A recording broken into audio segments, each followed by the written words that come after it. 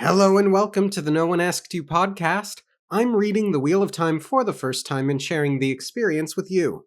This is One Good Turn, The Eye of the World, and today I'm covering Chapter 12. The action just doesn't end. We've been getting a lot of magic from Moraine, which I think is great. Exciting, mysterious, powerful.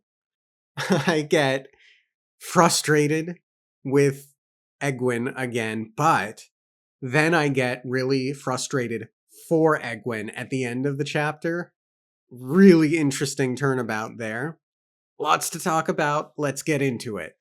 The party follows Lan to the docks, and on the way, Rand misses something that Lan said. He does that a lot. He did it a little while back, and I think he does it like twice or three times in this chapter, which is interesting. But he hears the answer, which Moraine said, "You must handle it. He will remember too much as it is, and no help for it, if I stand out in his thoughts." Well, first off, I think considering the oddity of the late night, but also what happens later, I think they'll stand out regardless. But there is that sort of ominous, are they willing to kill this person? And not just this person, but the workers that he was going to get to help across.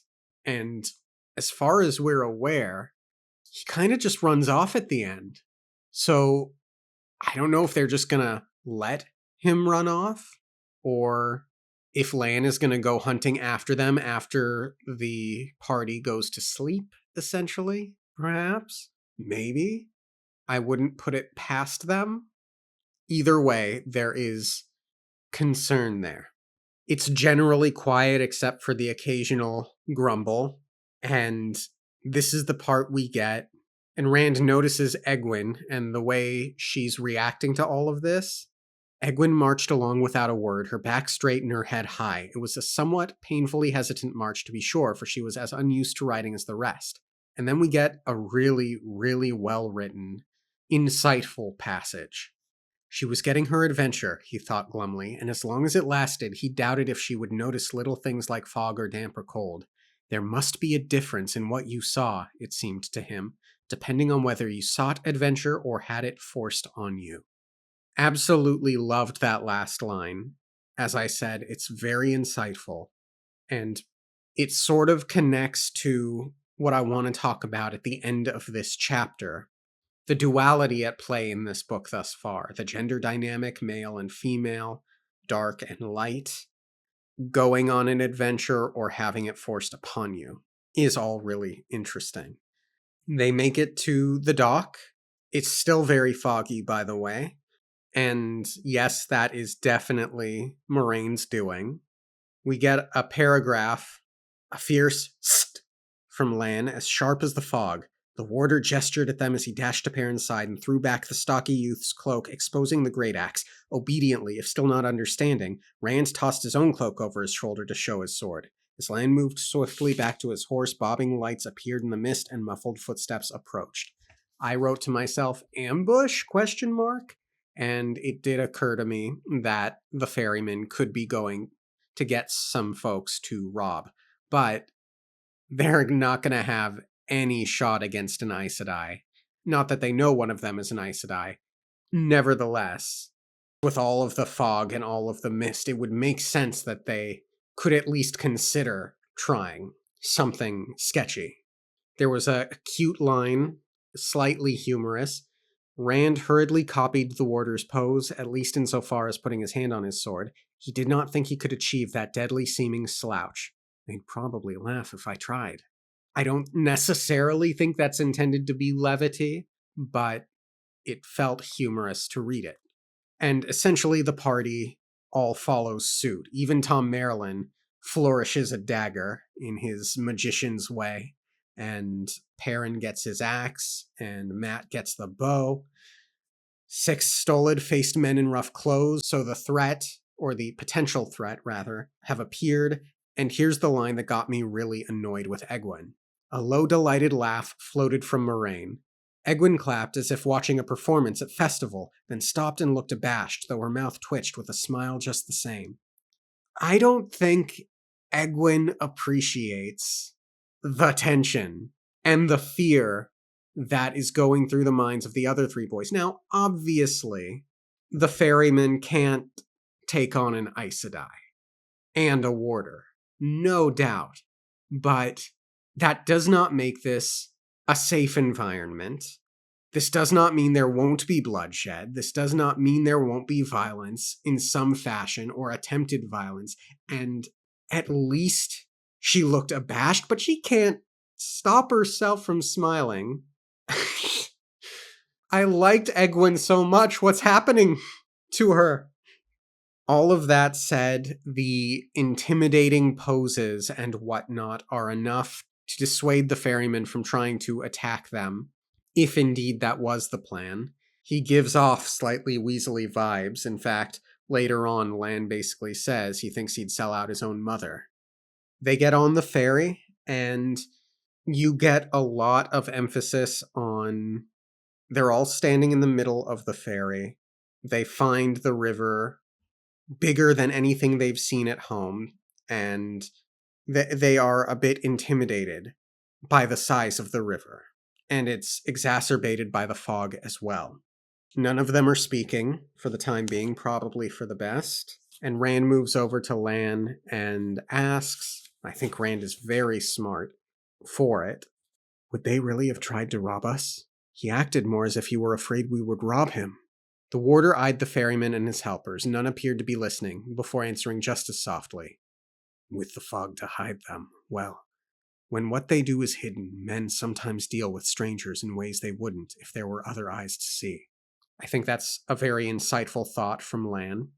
And the quickest to harm a stranger are the soonest to think a stranger will harm them. Makes sense? And then we get that line I mentioned. This fellow, I believe he might sell his mother to Trollocs for stew meat if the price was right. I'm a little surprised you ask.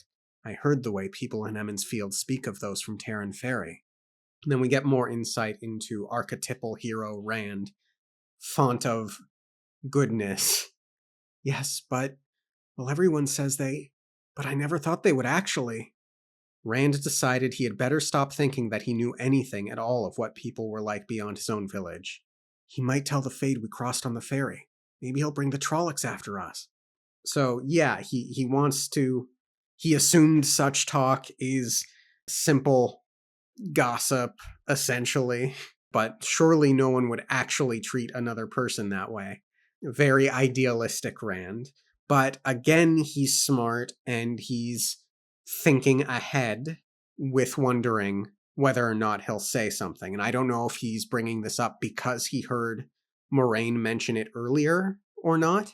But regardless, thus far, it has really felt like Matt and Perrin are just kind of along for the ride. They're not trying to take charge in any way. Not that that's what Rand is doing here, but Rand does seem to be trying to stay on top of things in a way that is different from just being silent the whole way and doing as told.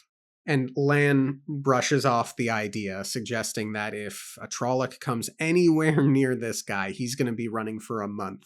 And he's confident they're safe for a time. Then we get an interesting, what I suspect is a ploy from Moraine and from Lan. They make it to the other side of the river, or wherever it was that they were heading, and the ferryman demands his money, his gold, and Moraine, loud enough to be heard by the workers, says, "It shall be paid, and a silver mark for each of your men, for the quick crossing." And suddenly, all of the workers head off the boat to get their silver, and when you consider what happens later, this was definitely the plan.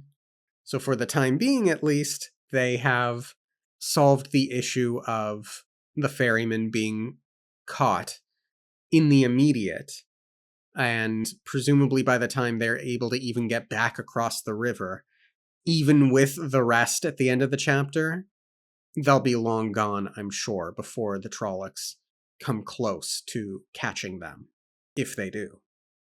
Lan makes all of the payment. Suddenly, the ferry starts to move, and the ferryman's shouting, "It's loose! The ferry's loose! Get it! Get it!" And I wrote Lolif on purpose, because my first time going through that, I didn't yet know that it was on purpose. It ends up being a whirlpool that destroys the entire ferry. And then after the next few passages, I literally guffawed.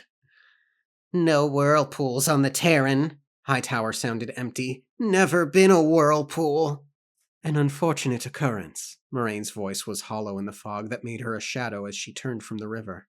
Unfortunate, Lan agreed in a flat tone. It seems you'll be carrying no one else across the river for a time. An ill thing that you lost your craft in our service. He delved again into his purse, ready in his hand. This should repay you. That delivery, the dry delivery of it, was so funny reading it that first time. And at least they paid for the ferry. I'm glad they did that.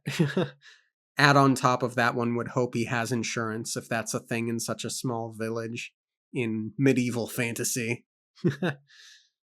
And then the ferrymen and the workers just kind of start running away. At that point, they go on. They just leave. And Rand kind of figures it out that it was done on purpose. Rand stood staring at the hidden river. It could have been happenstance. No whirlpools, he said, but it... And then he realizes that everyone else has continued on. Rand is developing a habit of being the last to leave because he's a bit of a slow thinker or something. Not that I actually think he's a slow thinker, it's just that we're in his head and everyone's rushing faster than he is while he's putting two and two together frequently. Moraine takes some time to admire her work. It follows the river as if drawn with a pen. There are not 10 women in Tar Valon who could do that unaided, not to mention from the back of a galloping horse. Then Tom adds in, I don't mean to complain, Moraine said I, but would it not have been better to cover us a little further? Say to Berlon? If that Drogkar looks on this side of the river, we'll lose everything we have gained. Drogkar are not very smart, Master Merlin. We get a good bit of lore about the Drogkar, which is good. We've got different monsters. We've got the smart Murdral, the vicious Trollocs, and the dumb scouts that are the Drogkar. Fearsome and deadly dangerous and with sharp eyes, but little intelligence. It will tell the Murdral that this side of the river is clear, but the river itself is cloaked for miles in both directions. The Murdral will know the extra effort that cost me. He will have to consider that we may be escaping down the river, and that will slow him. He will have to divide his efforts. The fog should hold long enough that he will never be sure that we did not travel at least part way by boat. I could have extended the fog a little way toward Berlon instead, but then the Drogkar could search the river in a matter of hours, and the Murdral would know exactly where we were headed. Smart. Sly. And hopefully gonna work.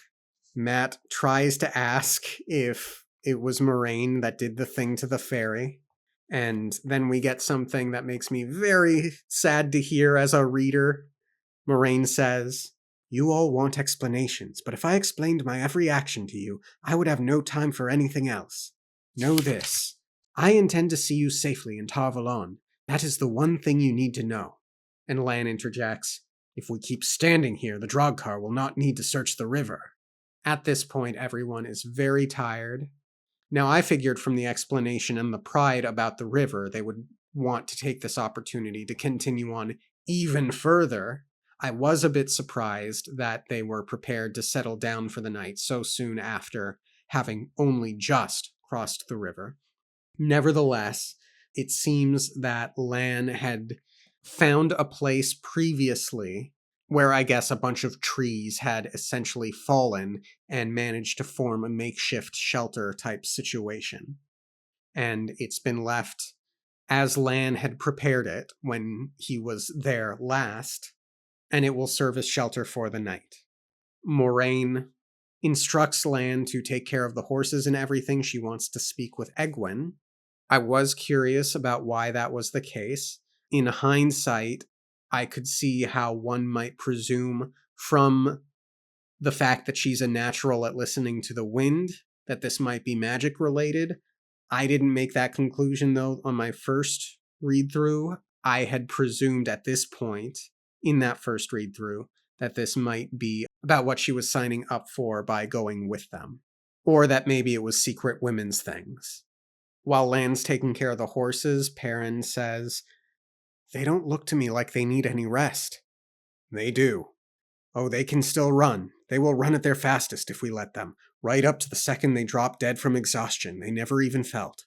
I would rather Moraine Sedai had not had to do what she did, but it was necessary. We must go slowly with them for the next few days, until they recover. More slowly than I would like, but with luck, it will be enough." And then Matt says, Is that what she meant about our tiredness?" Rand is uncomfortable with the idea of the Aes Sedai using magic on him. He thinks, "Light, she as much as admitted sinking the ferry." And Lan says, "Something like it.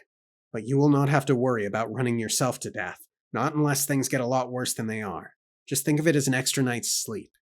The drag car screams, and they take that as good news that they did successfully lose the thing and it was currently searching in the fog for them. Good. Rand goes into the structure, and we get to eavesdrop on the Egwene Moraine conversation. So we get some lore. We get some information about what the Aes Sedai, at least, know currently about the One Power and the Taint. The One Power comes from the true source, the driving force of creation, the force the Creator made to turn the wheel. Saidin, the male half of the true source, and Saidar, the female half, work against each other and, at the same time, together to provide that force. Saidin is fouled by the touch of the Dark One, like water with a thin slick of rancid oil floating on the top. The water is still pure, but it cannot be touched without touching the foulness. Only Saidar is still safe to be used. Yes, that is what I had presumed. Those who touch the male power, particularly these false dragons, go mad because of the taint. Good to know. It's sort of wonky because I did wonder, and I do strongly suspect, that Rand was using the power in the last chapter to aid Bella. So is it possible that the dragon, and the dragon alone currently, can use the power without going mad? I'm wondering if the nuke that Lews Therin detonated, again, if it did not, and this was a question I had, if that was not him removing the taint, maybe it only removed the taint from him and future dragons. Lots more to contemplate there. Tom is listening in very intently, which is interesting. I'm curious why. It can't just be that he's a Gleeman and wants more info for storytelling. I think there's more stuff going on there. And it's interesting that Moraine and Egwene are acting as if they're alone, that this isn't a private conversation. Again, Rand misses the question that Moraine responds to, but Moraine says, "No. The true source cannot be used up any more than the river can be used up by the wheel of a mill. The source is the river, the Aes Sedai, the water wheel." "And you really think I can learn?" Egwene asked. Her face shone with eagerness. Rand had never seen her look so beautiful or so far away from him. That line of prose, whoa. And she goes on to say, "I can become an Aes Sedai?" And I wrote, "No!" on behalf of Rand. And I maintain that no up until slightly later, but poor Rand must feel like he's losing her. Not that he ever actually had her, but that's rough, buddy. There's a big part of me. The rest of this chapter, it's clear she wants to become an Aes Sedai. I'll save it for the end of the episode. Rand jumps up. He has a visceral reaction to that, but Tom, he's kind of watching out from him, preventing embarrassment, but also, like, you can't interrupt that conversation. He says, "Don't be a fool. It's beyond you now, boy." Moraine continues, "Child, only a very few can learn to touch the true source and use the One Power. Some of those can learn to a greater degree, some to a lesser. You are one of the bare handfuls for whom there is no need to learn. At least touching the source will come to you whether you want it or not." So that far in, I remember wondering in Ravens if she was someone who had some sort of natural affinity because she was so attuned to the fact that the Ravens were behaving so oddly. So it's nice to see that here. She does have that affinity. Really nice experience there. Without the teaching you can receive in Tavalondo, you will never learn to channel it fully, and you may not survive. Men who have the ability to touch Saidin born in them die. Of course, if the Red Aja does not find them and gentle them. And this makes Tom uncomfortable, and this is the first time we've heard the term Red Aja. Tom growled deep in his throat, and Rand shifted uncomfortably. Men like those of whom the Aes Sedai spoke were rare. He had only heard of 3 in his whole life, and thank the light, never in the 2 rivers. But the damage they did before the Aes Sedai found them was always bad enough for the news to carry, like the news of wars or earthquakes that destroyed cities. He had never really understood what the Ajas did. According to the stories, they were societies among the Aes Sedai that seemed to plot and squabble among themselves more than anything else. But the stories were clear on one point. The Red Aja held its prime duty to be prevention of another breaking of the world, and they did it by hunting down every man who ever dreamed of wielding the one power. Big lore drop there. It's interesting to note, but the damage they did before the Aes Sedai found them was always bad enough for the news to carry. So they are both working with the Aes Sedai, but also against the Aes Sedai. It's sort of a weird thing because their stated goal, or the goal as expressed at this current time, I could see as both being good and necessary, but also very, very easily corruptible. And certainly wrong. I say good and necessary. If they're going around just killing people, babies, very wrong. Very, very wrong. I will rephrase. I think it is a laudable goal to seek the prevention of a breaking of the world. But if you do evil acts to prevent that, you're not doing good. I'm also kind of possibly getting zealot vibes from this group. I'm sure we're going to see them in the future. Moraine continues. But some of the women die too. It is hard to learn without a guide. The women we do not find, those who live, often become, well, in this part of the world they might become wisdoms of their villages. The old blood is strong in Emmons Field, and the old blood sings. I know you for what you were the moment I saw you. No wonder she let her come along. And it also makes me wonder if Nynaeve is not someone who has this natural affinity. No Aes Sedai can stand in the presence of a woman who can channel, or who is close to her change and not feel it. She pulls out a blue gem and presents it to Egwene. You are very close to your change, your first touching. It will be better if I guide you through it. That way you will avoid the unpleasant effects that come to those who must find their way. So I had mentioned earlier this fascination with the emphasis on duality in this book thus far.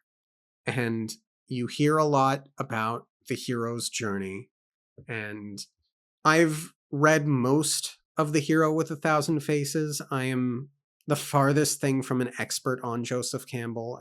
I don't love Campbell's The Hero's Journey as much as many seem to do, for a lot of reasons I won't get into. But one of those reasons is, as Sanderson has stated, The Hero's Journey is descriptive, not prescriptive. Nevertheless, I think Campbell does talk about the male hero's journey and women having a different kind of journey. So it's interesting in this book to see presumably the wizened mentor character, the Gandalf character here, mentoring Egwene, not Rand. So I'm curious for Egwene's MC journey. And I wonder if Lan is going to end up filling that mentor role for Rand as well, which is so interesting with the duality of Moraine and Lan. Really, really interesting. You are very close to your change, your first touching. It will be better if I guide you through it. That way you will avoid the unpleasant side effects that come to those who must find their own way. Does that have the power? Of course not. Things do not have the power, child. Even an angreal is only a tool. This is just a pretty blue stone, but it can give off light. Here. She passes it over to her. Look at the stone. It is better this way than fumbling alone. Clear your mind of everything but the stone. Clear your mind and let yourself drift. There is only the stone and emptiness. I will begin it. Drift, and let me guide you. No thoughts. Drift. I wrote down in my notes light/void. That doesn't sound entirely different from what Tam taught Rand, which is part of that duality. And Rand thinks to himself as he watches, she has to fail. She has to. I wrote a big, oof. That's where I get frustrated on behalf of Egwene.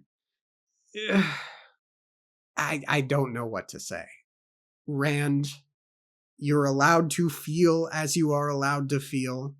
I, the reader, have faith that he will get over this. There's going to be drama about it for a while, but I'm sure he will realize the overstepping nature of the feeling. Poor Rand. Be happy for her. If you can. Please try. The gem starts flashing light. It is no brighter than a firefly, but Rand flinches regardless. He thinks to himself, it's the Aes Sedai. Moraine's doing it, not Egwene. Oh, quick thought to an earlier part.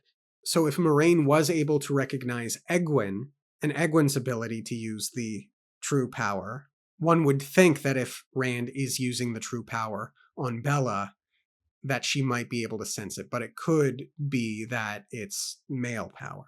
Anyway, one last feeble flicker and the stone was merely a bauble again. Rand held his breath. For a moment, Egwene continued to stare at the small stone, then she looked up at Moraine. I thought I felt something, but perhaps you're mistaken about me. I'm sorry I wasted your time. I have wasted nothing, child. A small smile of satisfaction flitted across Moraine's lips. That last light was yours alone. And at that point, I had to go back a few sentences to read one last feeble flicker, and the stone was merely a bauble again. So, yay, Egwene, good for you. Proud of you. It was? Egwene exclaimed, then slid immediately back into glumness. But it was barely there at all. Now you are behaving like a foolish village girl. Most who come to Tarvalon must study for many months before they can do what you just did. You may go far.